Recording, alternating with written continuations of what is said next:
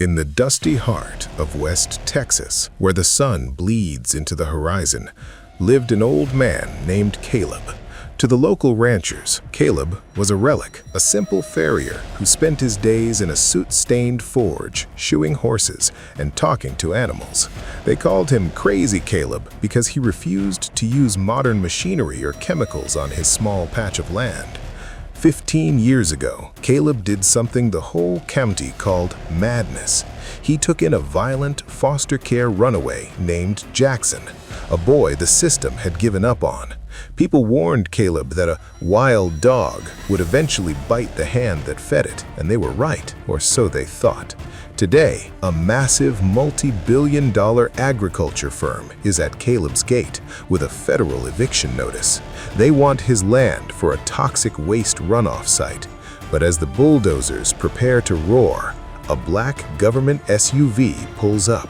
A man steps out, not with a checkbook, but with a soil sample kit that is about to prove that Caleb didn't just save a boy, he saved the future of the entire state. The story begins in the summer of 2010.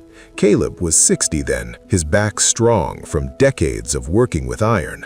One night, he caught a 15-year-old boy trying to steal his truck. The boy, Jackson, didn't run. He swung a rusted pipe at Caleb, his eyes filled with a primal, desperate rage. Jackson had been through 7 foster homes. He had been beaten, ignored, and labeled damaged beyond repair. Instead of calling the sheriff, Caleb looked at the boy and saw a mirror of a wild Mustang he had once tamed. He told Jackson, "You can take the truck, son, but the gas tank is empty, and the nearest town is 50 miles of desert away. Or you can stay here, help me in the forge, and I'll teach you how to talk to something that won't ever lie to you, a horse." For the first time in his life, someone didn't look at Jackson like a problem, but like a person. Chapter 2. The Lessons in Iron. For 3 years, the forge became Jackson's world. Caleb taught him the rhythm of the hammer. He taught him that you can't force iron to bend. You have to heat it, respect it, and guide it. He taught him the same about his own heart. But Caleb's neighbor, a greedy industrialist named Mr. Graves, wanted Caleb's land. Graves owned the surrounding thousands of acres and was using heavy pesticides that were poisoning the local groundwater. Caleb was the only one who spoke up at the town meetings. He warned that the land was dying. In retaliation, Graves framed Jackson for a crime he didn't commit, the burning of a hay barn. The town, already biased against the delinquent boy, believed the lie instantly. The sheriff arrived to take Jackson away to a juvenile detention center. Caleb knew that if Jackson went back into the system, he would be lost forever. So Caleb made a deal that broke his heart. He walked into Mr. Graves' office and told him, "I'll stop fighting your expansion. I'll even let you use my northern pasture for your equipment. Just tell the sheriff you made a mistake about the boy." Graves agreed, but at a high price. Caleb had to pay a massive restitution fee that wiped out his entire life savings, the money he had kept for his own retirement and health care. Jackson was cleared, but the town still treated them both like trash. On the night Jackson graduated high school, Caleb gave him a small, heavy box. Inside were his best forging tools and a one-way ticket to a prestigious agricultural university in California. Caleb didn't tell Jackson about the deal he made with Graves. He simply told him, "Go find a way to heal the earth, Jackson, because the men here only know how to bleed it." 10 years passed. Caleb grew old and frail. His forge went cold because his hands no longer lifted the heavy hammer. Mr. Graves' company, Terrachem, had grown into a global giant. They had effectively turned the county into a wasteland of dead soil and poisoned wells.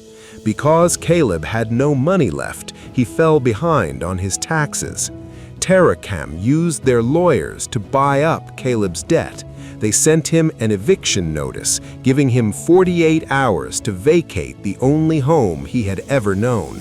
Caleb sat on his porch, holding an old, rusted horseshoe Jackson had made when he was 16.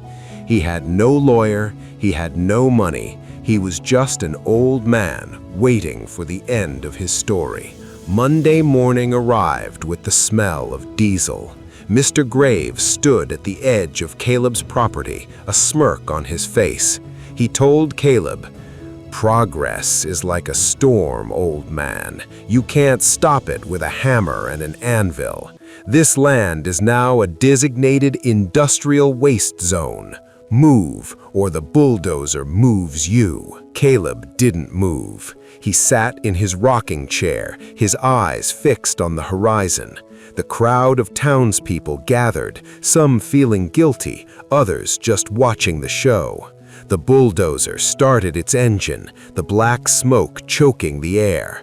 The giant metal blade lowered, inches away from the porch. Suddenly, the roar of the bulldozer was drowned out by the sound of a siren. A black SUV with U.S. Environmental Protection Agency marked on the side screeched to a halt between the bulldozer and the house. A man stepped out, wearing a tactical vest and carrying a high-tech tablet. He was tall, focused, and looked like he was made of iron. It was Jackson. But he wasn't a runaway anymore. He was the Regional Director of Environmental Enforcement. Mr. Graves tried to play the big man. He shouted, "You're on private property, son. I have the deed." Jackson didn't even look at Graves. He walked up to the porch, knelt down, and touched Caleb's hand. "I'm sorry it took so long, Caleb," he whispered. "I had to gather enough evidence to bury them for good." Jackson turned to Graves and the police. He didn't pull out a checkbook, he pulled out a federal court injunction.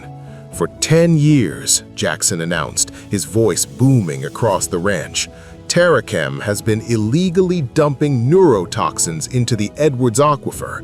I've spent the last 5 years undercover tracking the flow, and guess what? This ranch, Caleb's ranch, is the only piece of land in this entire county where the soil is still pure. It's the only place with a clean water vein." He pointed to the bulldozer. "As of 10 minutes ago, the EPA has seized this entire county under the National Heritage and Public Health Act.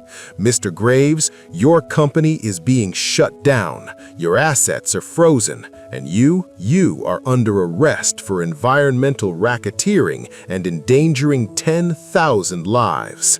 The world told Caleb he was a fool for sacrificing his wealth to save a boy who wasn't his. They told him his old-fashioned ways of protecting the land were useless against the march of big money. But Caleb knew a secret that the corporations didn't. You can't eat gold, and you can't drink oil. He didn't just save Jackson, he nurtured a mind that eventually saved the very world that tried to crush him. Jackson didn't return with $1 billion to buy the land. He returned with the truth to restore it.